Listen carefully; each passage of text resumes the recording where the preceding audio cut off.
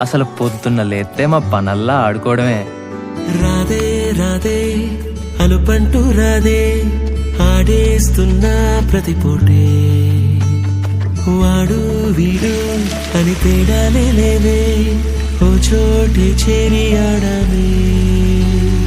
అమ్మా నాన్నల్ని ఎంతో విసిగించి మాటే వినదంట వయసే ఇప్పుడే గుర్తొస్తే అన్నీ వదిలేసి మా గుండె తిరిగేదా చోటే. అరే రే బాల్యం రమ్మన్నారాదే గుర్తుకొస్తే కంట చెమ్మ పెట్టిస్తుంటుందే స్నేహ